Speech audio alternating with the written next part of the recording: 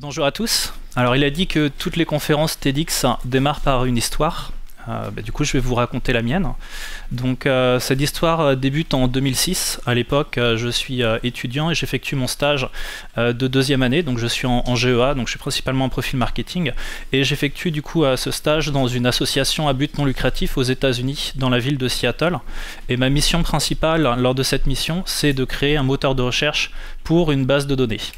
Donc j'y connais pas grand chose en fait dans les langages de programmation, étant donné que je suis un profil marketing, donc je débute, voilà, je galère un petit peu. Et un beau jour vient m'aider du coup un ingénieur en système d'information, et il va en fait débugger mon code, et toute la magie en fait qui va apparaître ensuite va vraiment m'étonner. Et en fait cette magie va apparaître au moment où cette personne va mettre en ligne mon programme via ce qu'on appelle un serveur, et en fait l'ordinateur qui l'utilise, ce qui renvoie à l'écran, c'est ça. Et je ne sais pas si vous connaissez ce que c'est, mais en fait c'est ce qu'on appelle le système d'exploitation GNU Linux. Plus vulgairement on appelle ça Linux, et c'est vraiment la première fois que je vois justement Linux à l'écran, et jusqu'à présent j'en avais un petit peu entendu comme à la météo quand on vous parle de Mistral et Tramontane, quoi. C'est un mot comme ça qui vous parle, mais vous l'avez jamais vu, et du coup j'ai une révélation. Donc naturellement je vois cet écran et je me mets à lui poser tout un tas de questions, et je lui dis waouh, c'est impressionnant, ça a l'air super technique, qu'est-ce que c'est exactement, est-ce que tu peux m'en dire plus? Et l'une des questions que je lui pose, c'est ok, ça a l'air difficile à utiliser, est-ce que c'est vraiment le cas? Et la réponse qu'il va me donner, qui est vraiment la clé de toute cette conférence, donc retenez bien du coup ce qu'il va me dire, c'est ça, c'est oui, c'est dur, c'est difficile à utiliser. Donc il parlait pas que de Linux, il parlait un petit peu de l'univers du logiciel libre en tant que tel, dont je vais vous parler dans cette conférence, mais si tu y arrives, en fait, si tu travailles dur, si tu arrives à comprendre ce qu'il y a derrière, tu es assuré d'avoir un job jusqu'à la fin de tes jours. Et en fait, je suis là aujourd'hui tout simplement parce que j'ai suivi son conseil, et j'ai atteint en fait ce qu'on appelle le Ikigai, c'est-à-dire qu'aujourd'hui, déjà je vis de l'univers du logiciel libre, sachant que je suis quelqu'un du marketing, je fais quelque chose que j'adore, je suis super bien payé, c'est-à-dire que généralement je travaille une journée dans le mois et mon salaire il est déjà fait, et plutôt un bon salaire. Aujourd'hui je fais vivre toute ma famille grâce à ça, c'est grâce au logiciel libre que j'ai pu rencontrer ma femme, c'est grâce à ça naturellement par ricochet que du coup je suis aujourd'hui l'heureux papa d'une petite fille qui a 9 mois, et surtout j'ai l'impression d'aider le monde entier, et également j'ai eu l'occasion de voyager à travers le monde. D'ailleurs je continue encore à le faire, et de travailler pour les plus grandes institutions et pour les plus grandes entreprises de la planète, alors que je n'ai que 34 ans. Du coup cette conférence je vais l'articuler de la manière suivante. Je vais tout d'abord vous définir ce que c'est qu'un logiciel libre, ensuite je vais vous expliquer pourquoi c'est intéressant, et également comment on rentre dans ce fameux univers du logiciel libre. Alors le mot logiciel libre, vous l'avez probablement déjà entendu, et vous avez probablement déjà utilisé du logiciel libre. Je vous ai mis ici quelques logiciels que vous connaissez probablement, tels que LibreOffice, tels que WordPress, tels que GIMP ou encore Firefox. Et je vais vous éviter en fait tout le jargon un petit peu technique de la définition de ce qu'est un logiciel libre. Je vais vous vulgariser tout ça et le simplifier, je vais dire plus en mode marketing. Un logiciel libre en fait il est défini par 4 libertés fondamentales, qui sont la première, la possibilité de pouvoir l'exécuter pour toute tâche que vous souhaitez. Donc contrairement à un logiciel propriétaire ou privateur, ce qui va se passer c'est que vous n'êtes pas régi par des conditions générales d'utilisation que vous avez signées, où vous êtes engagé à utiliser le fameux logiciel juste pour une fin bien définie par le créateur du logiciel. Non, avec un logiciel libre, vous êtes libre de faire ce que vous souhaitez avec. Okay, ça, c'est la première liberté. La deuxième liberté, c'est la possibilité d'analyser le code source. Alors, vous allez dire qu'on a un profil en marketing ou qu'on n'est pas dans le domaine de l'informatique, quel est l'intérêt de le faire? Tout simplement de vérifier s'il n'y a pas des données qui sont envoyées à des tiers. Vous savez qu'à chaque fois, on va vous parler de vie privée, le fait que certains acteurs vont récupérer des données et que tel logiciel va envoyer des données à droite à gauche. L'intérêt d'un logiciel libre, c'est que vous pouvez à tout moment investiguer ce qu'il y a dedans, faire un rechercher et regarder en effet si ça n'envoie pas des données à des entreprises auxquelles vous n'auriez pas souhaité que ça envoie des données.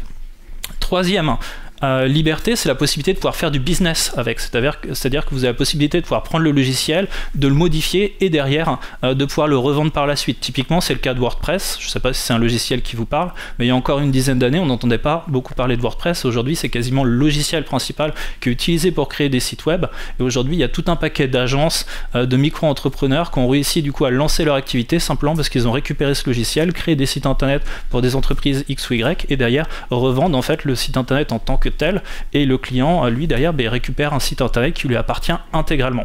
Et la quatrième liberté fondamentale, c'est la possibilité d'améliorer du coup le logiciel, c'est-à-dire la possibilité de pouvoir le modifier, de rajouter des fonctionnalités et de lui faire faire ce que l'on souhaite. Voilà, donc si on devait comparer un petit peu le logiciel libre à ce qu'on appelle le logiciel propriétaire et privateur, imaginez que le logiciel libre, c'est comme si vous décidez de construire une maison. Vous êtes libre de choisir le terrain que vous voulez, vous êtes libre de pouvoir choisir les matériaux que vous allez utiliser pour construire votre maison, la taille de votre maison, etc. etc. Lorsque vous utilisez du logiciel propriétaire ou privateur, ce qui représente à peu près, on va dire, pas loin de 100% du matériel et des logiciels que vous achetez quand vous les achetez dans le commerce, on est vraiment sur un cas où vous êtes locataire. Donc vous êtes locataire d'un immeuble, si vous voulez percer un trou, vous n'avez pas le droit, il faut demander au propriétaire, si vous voulez repeindre les murs, vous n'avez pas le droit non plus, etc., etc. Donc voilà en fait la grosse différence entre ce qu'est un logiciel libre et ce qu'est un logiciel propriétaire ou privateur. Alors maintenant que je vous ai défini ce que c'est justement le logiciel libre, je vais vous expliquer un petit peu pourquoi il est intéressant de s'intéresser à l'univers du logiciel libre. Donc il y a 4 principales raisons que j'ai pu identifier. La première, c'est celle qui doit le plus vous préoccuper. C'est ce qu'ils appellent le programme ClassCode. Je ne sais pas combien d'entre vous dans cette salle ont déjà entendu parler du programme ClassCode. Ok, ça craint. Mais le programme ClassCode, qu'est-ce que c'est? C'est simplement, dès l'âge de 8 ans, en fait, les élèves ont la possibilité du coup de suivre ce programme. Donc vous pouvez taper ClassCode dans un célèbre moteur de recherche et vous trouverez le site. Et en fait, c'est tout un ensemble de ressources qui sont là justement pour les éduquer à l'univers du logiciel libre et également à la pensée informatique. Donc c'est-à-dire que dès l'âge de 8 ans, ils ont la possibilité de savoir comment on crée un site web, qu'est-ce que c'est qu'Internet, comment on crée un robot, comment on crée son propre programme, etc. etc. Et ce qui m'a fait flipper dans ce programme ClassCode et qui m'a fait vraiment revoir toute ma méthodologie de travail, toute ma méthodologie d'enseignement à l'université, c'est le jour où j'ai regardé ce qu'il y avait dans ce programme ClassCode et le jour où je l'ai comparé à ce que moi j'enseignais à mes étudiants à la faculté en niveau Master 1, Master 2 en marketing digital, et j'ai vu que le contenu c'était le même. D'accord? C'était le même. Donc un gamin de 8 ans aujourd'hui, il va ressortir avec les mêmes connaissances, les mêmes compétences que les étudiants que je formais à l'époque, donc il y a 2-3 ans, puisque maintenant j'ai revu toute ma méthodologie de travail. Donc vous pouvez imaginer le truc, c'est-à-dire que dans 10 ans, quand ces gamins-là ils vont sortir de l'école, avec toute cette expérience-là, qui va être majeure et qui vont pouvoir travailler, qu'est-ce que vous pensez qui va nous arriver? Qu'est-ce que vous pensez qui va vous arriver? Naturellement, ils vont vous dévorer et vous êtes les dinosaures de demain. Okay. Donc ça c'est vraiment super important pour vous, c'est de réaliser cette partie-là, d'aller regarder ce qui se passe dans le programme ClassCode si vous n'avez pas encore ce bagage en culture numérique. La deuxième raison principale pour laquelle vous devez absolument vous intéresser à l'univers du jeu logiciel libre, c'est ce qu'a mis en évidence justement Edward Snowden. Donc il a mis en évidence beaucoup de choses, mais dans ce qu'il a mis en évidence à un moment donné, il y a ce qu'on appelle le programme Prism. D'accord, le programme Prism, il dit simplement que la NSA a accès à tout un ensemble de services des GAFAM, y compris, comme on le voit ici, du Gmail, du Skype, etc. Et ce qui est assez marrant, c'est que quand Edward Snowden il a mis ça en évidence, donc maintenant on est quasiment sur une période de 3, 4, 5 ans, le réflexe que le grand public a eu, ça n'avait pas été de dégager tout ce qui est Skype, tout ce qui est Gmail, etc. de l'ordinateur, non. Principalement, ce qu'ils ont trouvé comme moyen de défense, c'est ça, c'est de prendre un post-it et de se dire en fait je vais le mettre sur ma webcam, comme ça on va pas savoir ce qui se passe dans ma maison. D'accord? Mais il faut imaginer que ça, en effet, ça permet de savoir que, en effet, on ne vous voit pas quand vous êtes en train de le faire ou des trucs comme ça. Mais naturellement, derrière, ça n'empêche pas de récupérer tout ce que vous dites, d'accord, quand vous utilisez ces fameux logiciels.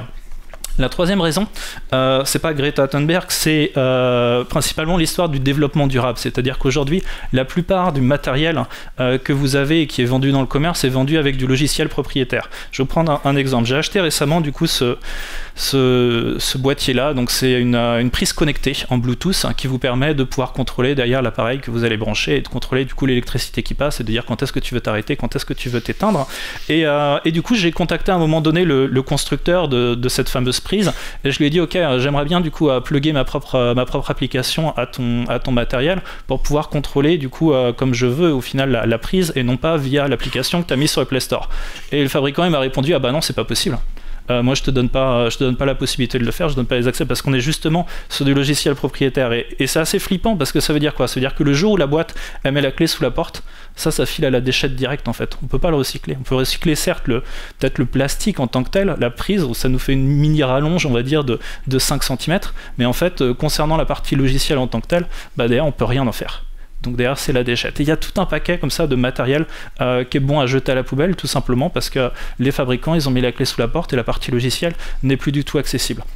Et la quatrième raison pour laquelle on devrait tous du coup commencer à faire le nettoyage dans toutes ces solutions, c'est un petit peu toute la partie révolte qu'on voit actuellement, que ce soit ici les gilets jaunes ou que ce soit n'importe quelle manifestation. Généralement, le problème de fond, c'est quoi?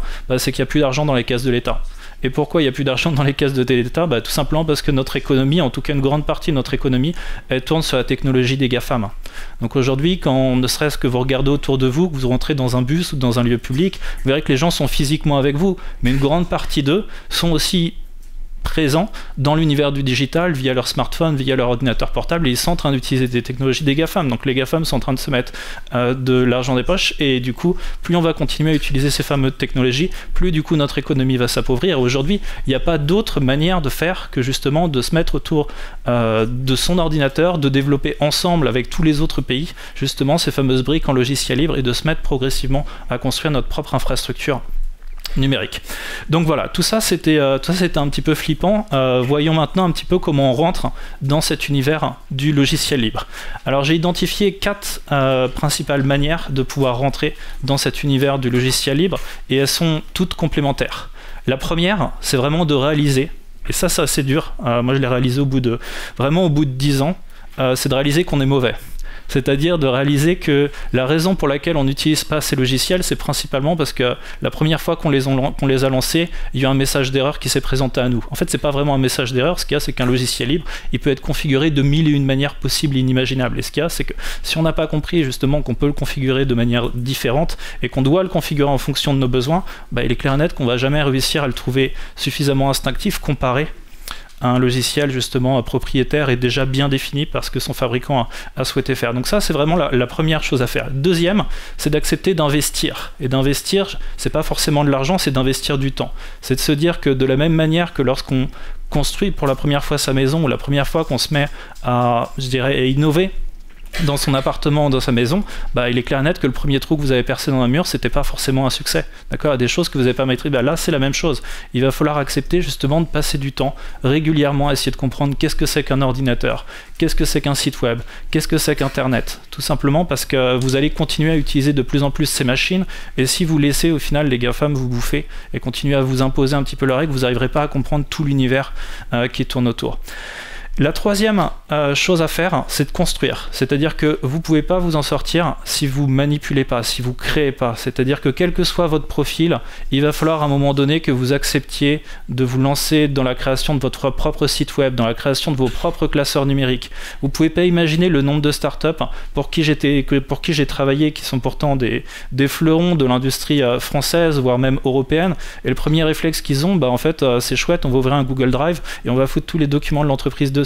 Ouais, c'est cool, c'est génial, comme ça tu envoies tous tes secrets de fabrication directement à Google, et comment tu veux derrière au final que ne serait-ce que la France ou que l'Europe en fait arrive à sortir des champions? C'est pas possible, puisque de base c'est ce que tu es en train de faire. Alors, je sais pas, tu es enseignant, tu prends un Google Drive et tu mets les notes de tous tes étudiants du coup à l'intérieur d'un classeur, d'un spreadsheet. Il se passe quoi? Il se passe que le jour où Google il veut recruter, est-ce qu'il a accès en effet à l'ensemble des notes des étudiants? Est-ce qu'il sait qui sont les meilleurs profils? Ouais.